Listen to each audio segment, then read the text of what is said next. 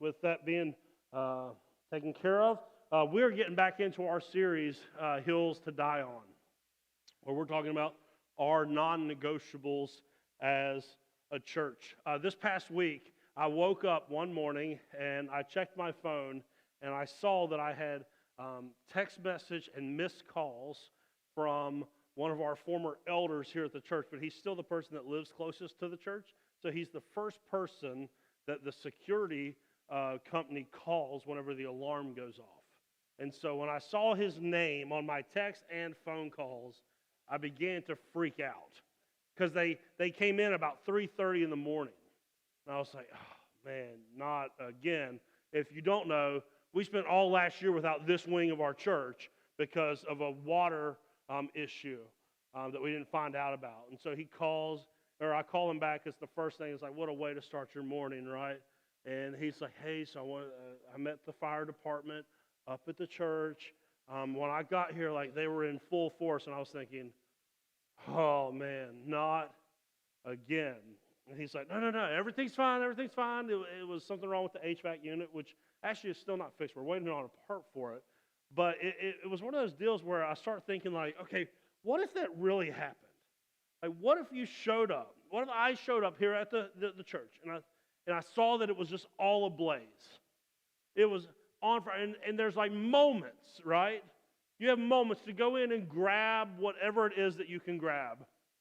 Like in that moment, you're having to do like a prioritization, like what is most important? And look, as long as all the people are out, right, and this is the middle of the night, no people's going to be in here. So it's like, what stuff? And all of the stuff is replaceable. So at that point, it's like, what do you want to go? It's safe. For me, it's probably honestly, it's probably my collection of shoes in my office. It's probably look, we can get a new sound system and things like that, but like, I would probably have to, and I don't know, it just depends on what type of, mood that you're in. But like, what if that was you? What if that was you at your house? What if you came home from work and it was all ablaze and you knew you just had a couple of minutes to make a decision on the prioritization? What am I going to get? Like if all the people are out of the house for me, I got to let you know at my house it's going to be my kitties. Like without a shadow of a doubt, like I'm going in. I don't even know how I got to be this type of person, to be honest. But like I'm obsessed with my cats. Like so I would go in and get them things. Like no matter, I would trade me for all three of them right now if the choice had to be made. I just would. Like, so what about like if you had a moment to prioritize, like what are you going to go in and get?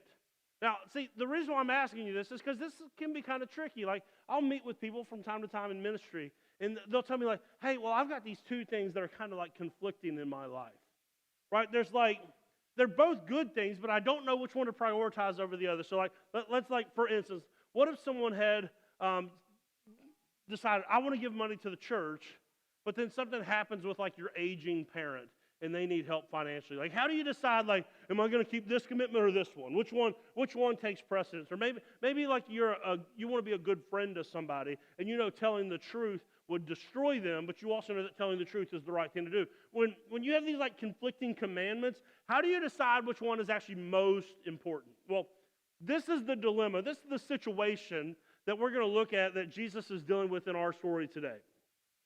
He's getting asked just a whole series, the whole chapter is just the religious leaders of his day asking him these questions to see if they can trip him up, if they could get Jesus to say something wrong so the way he would lose favor with people, or ultimately to see if they could get him arrested for saying something against the law or against the leaders or something like that. So they're asking all these questions, and then we get to this part in the story. This is in Mark chapter 12. If you have a Bible, or you can hit the QR code in front of you if you want to follow along. Mark chapter 12, this teacher of the law steps up, and he's going to ask Jesus a question. He says this: one of the teachers of religious law was standing in there listening to the debate that was taking place. And he realized that Jesus had answered well. So he'd been answering all these other questions well. So he goes, okay, I'll take my shot at him. Let's see if I can trip him up. He says, of all the commandments, which is most important? All right, Jesus, here it is. Like the law is on fire. What are you saving? Like, what are you saying? What is it like when all else fails? Whittle this down. What is it that is most important? What is the thing above every other thing that we need to focus on? That's what he wants to know. Now, this is a tricky question, and here's why. For the Jews of the first century, they have 613 laws that they are trying to abide by. 613 laws. 248 of them are things that they should do. 365 of them are things that they should not do. 613 laws, not just to remember, but to actually live out. How many of you are a little bit forgetful? Like, could you imagine a religious system that is totally predicated on you remembering stuff? Some of us, we would be just way out of luck, right? Like, I have a horrible memory. If I had to memorize 613 things to do and not do, and then try to go and do them, I would just be a mess all the time. Honestly, and this is the problem. Could you imagine if this was your religious system, that you had to memorize 613 laws and then try to go and live them out perfectly? You would just be so anxious all the time. Well, what if I forget one of them? What if I accidentally mess up? Right? I would imagine if you were raised in like a really rules-based, regulations-based sort of faith system that focused mainly on, hey, can you remember these rules and try to keep them intact? My guess is that you have some sort of religious anxiety. Like, I've met people, actually, that have religious anxiety where, like, literally, they can't tell from one moment to the other if they're saved. Seriously, they're like, it drives them crazy. Because they're like, well, what if I forgot a rule? What if I misunderstood it? Well, I did this and this. And like, they literally have religious anxiety because they're like, just imagine if your whole life, your whole religious system is based on you remembering rules and then your adherence to them. Do you see what hasn't been brought up yet at all? Like, where does God come in? What sort of faith system only focuses on the rules and regulations to the exclusion of, hey, how about you, like, prioritize God? Isn't that wild? They're only, hey, what rules should we really follow? That's their motive. They're so, like, if all you had to do all day long was memorize rules, it's like, yeah, but don't you want to, like, get to know God? Don't you want to, like, spend time with Him? Like, this is what, like, so much toxic religion surrounds stuff like that. Because here's the truth of the matter. And listen, if someone's ever told you that religion, or that Christianity is a religion, this is not really what we believe. Because here's the truth of the matter. Religion makes good rule followers, but not God lovers. Religion makes very good rule followers, but not lovers of God. You get a lot of people that are really good at following rules, but also a lot of people that completely detach them from the very God who they say that they are serving in the midst of it. Very good rule followers, but just not God lovers. And what happens is, and you've probably ran into these people, right? Like, you ever met a Christian and you go, oh, they're a Christian? Here's why. Because they're rule followers, but they don't want to be. They only stay in line because someone told them that they have to, and so therefore, because they have to, they resent it. That's why there's like some churches where there will be a fist fight after the board meeting. Because everybody in there is just trying to hold their crap together so long, and they don't want to. That's the thing. The reason why they're so mean to people outside the church is because they actually want to do what everyone outside the church is doing. So they're resentful of these people that live these lives.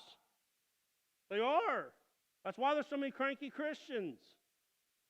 That's why there's so many Christians that, like, when you find out someone's a Christian, you're like, whew.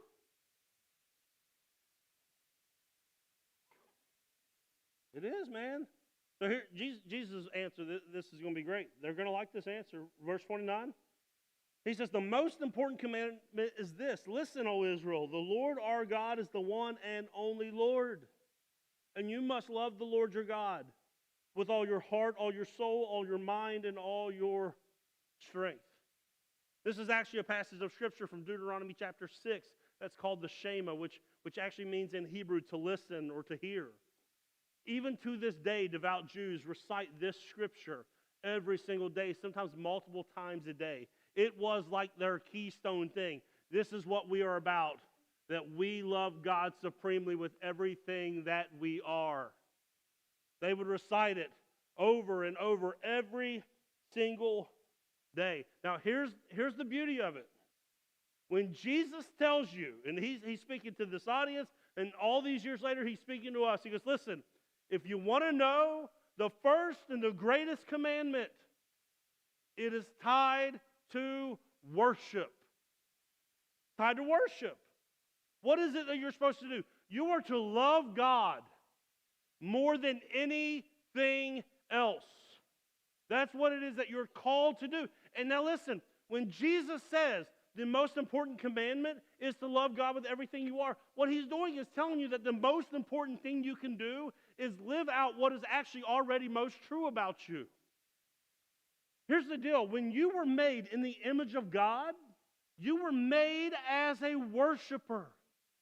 Your whole purpose in life, whether you choose to accept it or not, is all about bringing honor and glory to God. It is why you were made. And it is also the reason why we have an epidemic of depression and anxiety and suicide, and people that are unfulfilled and constantly searching through finding different addictions and different outlets. Why? Because you are trying to live a life that is inconsistent with why you were created in the first place. You were made in the image of God to reflect the praises of creation back to Him. And you choose to live a life all centered on you, that inconsistency will drive you mad. You cannot, it only breeds frustration to try to do something with something that it wasn't made to do. Somebody come up here and help me. I need help. Will you help me? Look, we're going to have a catch. We're going to have a catch. You take that.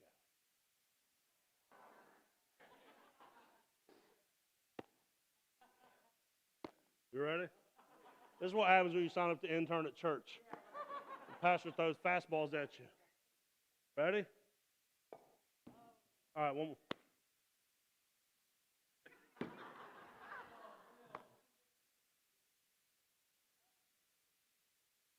Come on, catch it. All right, here. Try this. Try this. Try this. Yeah. Ah. See, isn't it cool that when you use something the way that it was intended to be used, how well it works? Thank you, Will. Yeah. See, this is the problem. You were made to worship God, but you choose to worship yourself, which is why you're constantly frustrated. It's why you constantly feel like something's missing. Like this, Jesus goes, the greatest commandment, just be what you were made to be.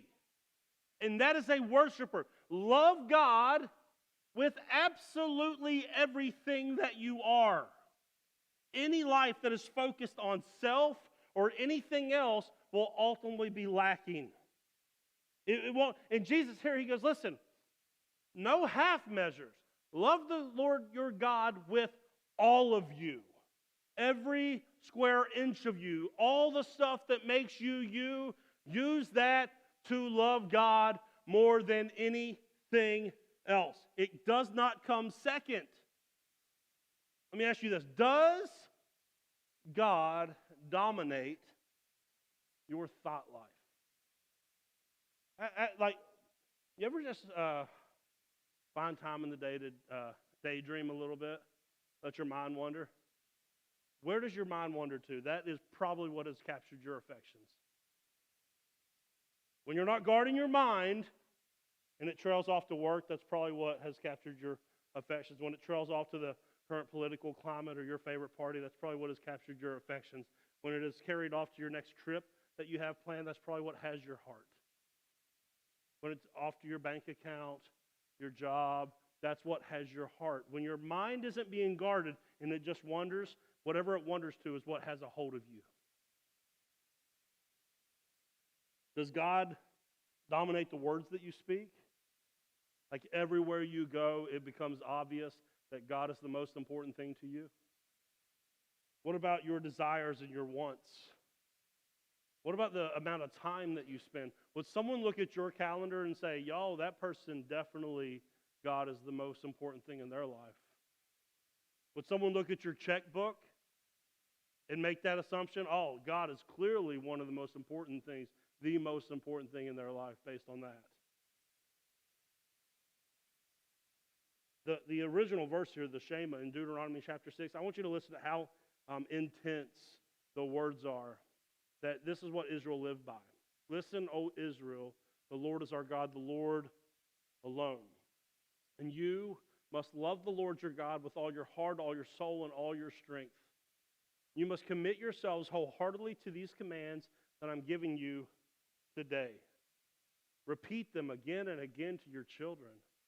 Talk about them when you're at home, when you're on the road, when you're going to bed, when you're getting up. Paul's right there. Listen, does God so permeate your home that your conversations with your kids in the car, when they wake up, when you put them to sleep, as you're going throughout the day, does God so permeate your life that there would be no doubt whatsoever that God is number one? Repeat them again and again to your children. Go to verse 8. Tie them to your hands and wear them on your forehead as a reminder. Like, is it obvious to everyone else around you? Write them on your doorpost of your house and on your gates. Like, are there reminders all around your house? Like, here's how you find out. If I asked your kids, if someone asked your kids what the most important thing in your life is, what do you think they would say? How many people, you don't have to raise your hand, this is a little too intimate for that. But how many people their kids would go, you know, I think Daddy's major focus is work. I think Mommy's major focus is work. I think maybe they're more about Netflix than anything. I think Mommy and Daddy's focus is the next trip that they have planned. I think that it's our social calendar. What would your best friend say? What would your spouse say about you is the most important thing about you? These answers to this question, though it may be uncomfortable, will let you know if you are actually loving the Lord your God with absolutely everything that you are. And listen, if you find yourself, as you are self-reflecting right now, to be lacking in that area, here's the deal. Only one person ever did this perfectly. So like, this isn't like, oh man, I can't believe how awful I am. No, listen, we all have the same issue. Nobody's getting 100% on this. Our lives ultimately tell us where we're lacking. That's why this whole thing is so amazing, that all of us could be this big of failures, and yet God still loves us and still wants something to do with us. That's amazing to me, how we've screwed this up so bad, and yet He still loves us and wants to be part of our lives. Because only Jesus ever loved God 100% like this all the time. That's why we need Him. Now listen, when He says you got to love the Lord your God, He's not talking about a bunch of warm, fuzzy feelings. Okay? Like, we just had this beautiful time of worship in here. And listen, that's not the test of whether or not you actually love God.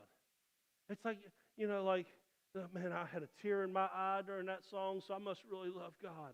Let me tell you, I didn't get saved until I was 23. I was in church like my whole life, though. There was times when I was a teenager that like the music would just be so good at the youth conference that I would have all kinds of tears in my eyes. And guess what? I didn't love Jesus at all. I was just emotionally attracted to the music. So just because, oh, I love coming on Sunday morning, I raise my hands. Woo! That don't mean you love Jesus. I know plenty of people go raise their hands on Sunday morning and beat their wife on Monday. Come on, like just, oh, was that too much?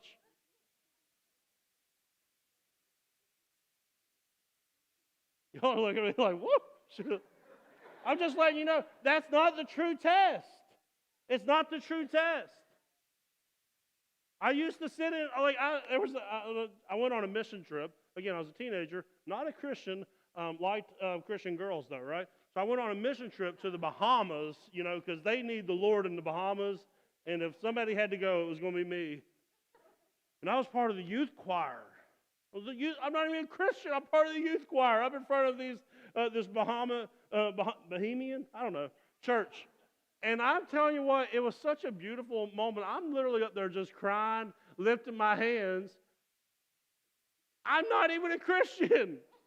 That's what I'm telling you. When I say love the Lord your God with everything that you are, this is not an emotional thing. Here's the true test of loving God with all that you are. True love for God involves full submission of your heart and will. It means like you actually do the stuff that God wants you to do. See, that's where we start losing people. Like if we're all just about like an emotional feeling, that's one thing. But like even the very words of Jesus, he says, if you love me, obey my commands. Oh, man, why we got to do that? I like singing and crying in worship, lifting my hands. That makes me feel good. No, like if you actually loved God, you would stop slandering people on Facebook. You would. If you actually loved God, you would do what he has called you to do. That's the true test. Now, this is where if Jesus had stopped there, the Jews of his day would have been like, man, you nailed it. Truthfully, most Christians wish that Jesus would have stopped there. But what he says next, like you've probably heard it. If you've been around church for very long, you've probably heard this so much time, you go like, oh yeah, whatever, big deal. But what he says next is revolutionary. No one did this. The law was the law. You didn't almost reinterpret it. This is a new sort of authority. So Jesus not only says, oh, here's the greatest commandment, love the Lord your God with everything that you have, and then he goes, and like some of them in the crowd are probably going, I think this is breaking the rules. Because he goes, the second is equally as important. Love your neighbor as yourself. No other commandment is greater than these. Like if I were the religious leader, I'd go, oh, no, we just said one. We said, remember, if the law is on fire, choose one. He goes, now listen, here's what you don't understand. That the one and the two are inseparable. You cannot do the first and neglect the second. Even though Christians have been trying to do it for 2,000 years, listen, we know this to be true in our own lives, so I don't know why it is that we hold God to a different standard. As a dad, if you are rotten to my kids, you are not okay with me. Okay? I don't care if you're 8 years old, 12 years old, 25. If you're mean to my kids, you're not okay with me. Just straight up, you're not okay with me. I got kids that I know right now that have been mean to my kids. I don't want to see them. Because you can't be good with the father if you're not good with the kids. And this is the game the church has tried to play for all these years. Oh, well, we'll just come get in our little holy huddle on Sunday and it'll just be a disaster the rest of the week. You cannot love God, the Father, without properly loving his kids. Right? You mean to my kids? We'll go to the parking lot, right? No dad in the world wouldn't feel that way. Make my kid cry, I'll make you cry, right? I'm telling you, that's what it is. So why do we hold God to a different standard and be like, well, we'll be real awful to God's kids, but he'll still love us? That's a horrible standard to hold him to. And here's another aspect of this that sometimes we forget. The Bible tells us that the church, not the building, the people, the church, are Jesus' bride. It's the bride of Christ. And yet, you know Christians that do nothing but slander the church. You can't talk bad about my wife and be good with me. You absolutely cannot. So why is it that you think that you can talk bad about the bride of Christ and be good with him? You know how many times people show up at this church, and I love that you're here. I'm not throwing anyone on the bus. I'm just saying people show up at this church, well, let me tell you about my other church. Don't tell me about your other church. That's the bride of Christ. I don't want to hear anyone gossip about his wife. You go fix it with your other church, then you can come here. Don't bring that. You can't slander someone's wife and think that you're good with them. No one in their right mind. You cannot be good with the Father without being good to his kids. All right, so we're supposed to love the Lord supremely, and he says, and love your neighbor. This is the kicker, because sometimes we act like, I don't really know what he means by this. Love your neighbor as yourself. I'm going to get some help for this part of the sermon. Come on up here, Ryan.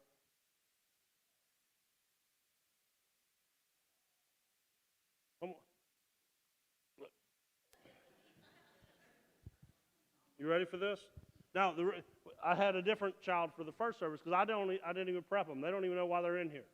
I just want you to hear how simple this is, though, that the kids in our kids wing can understand this. So the way it's not going to be too hard for us to do it. All right. So God says, or Jesus says, love your neighbor as yourself. So simply, the way that we figure out what's that mean? What are we supposed to do? All right, whatever you would do for you is what you should do for someone else. All right, Ryan. You don't have to think much about this. Just give me the first thing. Boom. What do you do when you're hungry? Get food. You get food. Oh, my goodness. So if you're hungry and you get food, when you see someone else hungry, what do? You give them food. This is not rocket science, right? What do you do when you're thirsty? Get water. You get water. So if you saw someone thirsty and you would get yourself water, you would get them water, correct? That's how simple this is? All right, Ryan, what would you do if someone was being mean to you at school? I would tell the teacher. You tell the teacher. So when you see someone else being mistreated and abused in the world, you go tell the teacher. Right? You go fight for justice. What would you do if you were, let's say we were going to see your favorite band, but you had to be outside in the cold for like an hour waiting. What would you do? I don't know. What would you do if you were cold? Find a jacket. You'd put a jacket on. What else might you do if you're cold? You do anything else like that? Find a heater. Like find a heater or a blanket? Yeah. All right, so you see somebody that's cold, you would put a jacket on, find a heater, and get a blanket. You see, it's not rocket science. Thank you, Ryan, you're good. Yeah, great job. Give it up for Ryan. All you have to do is, if that was you in that situation, what would you want someone to do for you? And then that's just what you go and do. Right, so if you're in a conversation and you're being misunderstood, what would you like someone to do? All right, give them the benefit of the doubt to explain themselves. Then why do you not do that whenever other people are having frustrations with you? Well, if you made a gigantic mistake in your life, what would you do for you? You'd say, this is what we all do, right? I'm going to give myself grace because I know I didn't mean to do that. Then why is it that you do not show the same type of grace to other people when they make mistakes? See, it's pretty simple. Okay, I feed myself when I'm hungry. All right, then go and feed those that are hungry. You get glasses of water when you're thirsty. Good. Go find the thirsty and give them water. You put shoes on your feet to go outside and walk around. Good. Find people that don't have shoes, put shoes on their feet. You get a blanket when you're cold, when you got to go outside. Good. Go find somebody that's outside all the time, give them a blanket. It's not that hard. It's not rocket science. Whatever you would want someone to do for you is what you should go and do for others. And you cannot separate these two things. You love God best when you love others.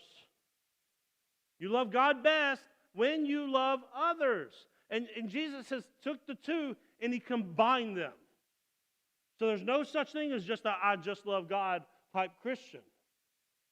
That's not it. Jesus took that possibility away. There is now only people that love God with everything that they have by loving what he loves most, which is people.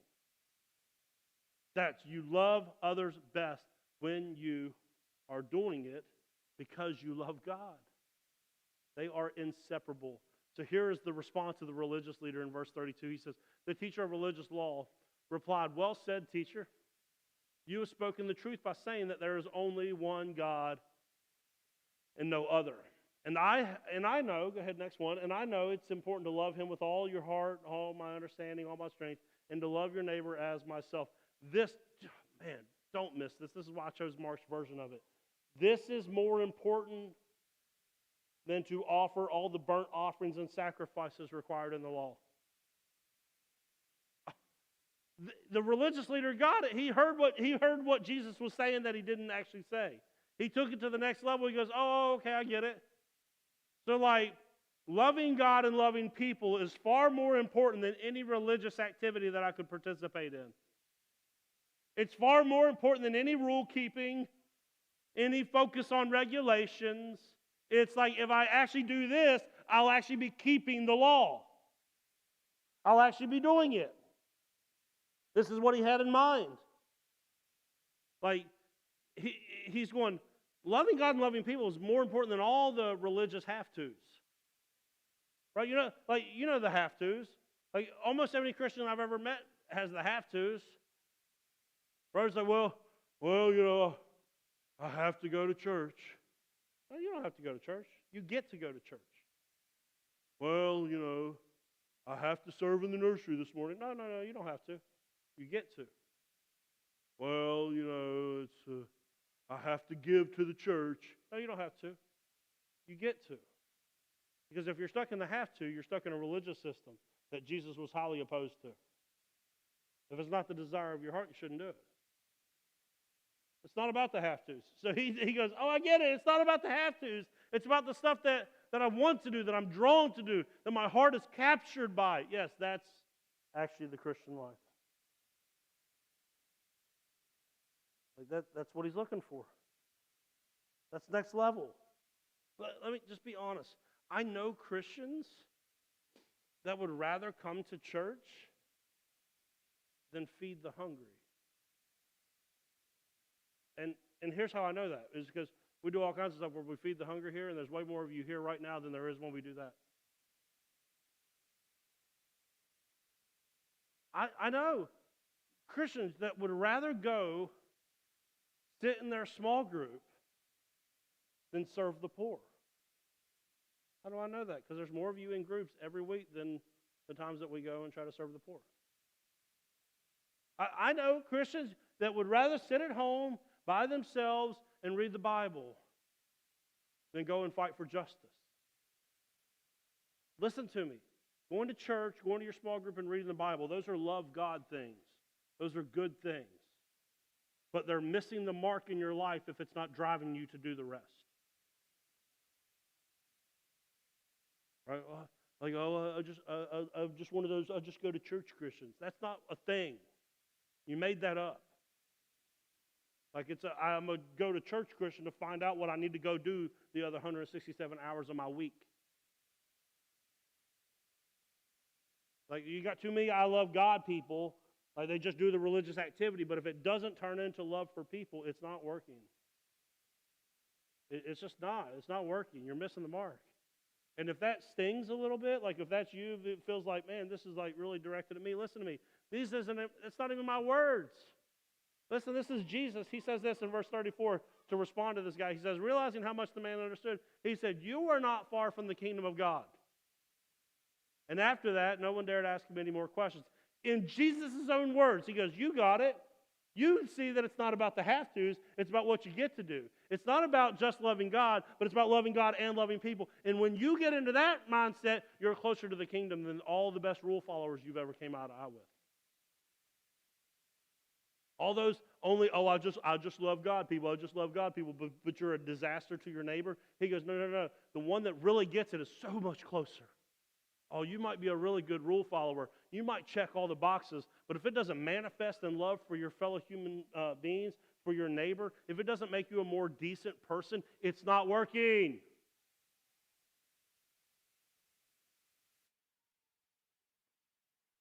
That's Jesus' summation of this.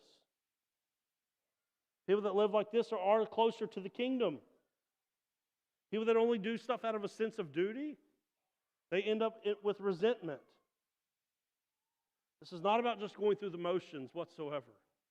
This is about like really loving God by actually loving what He loves most.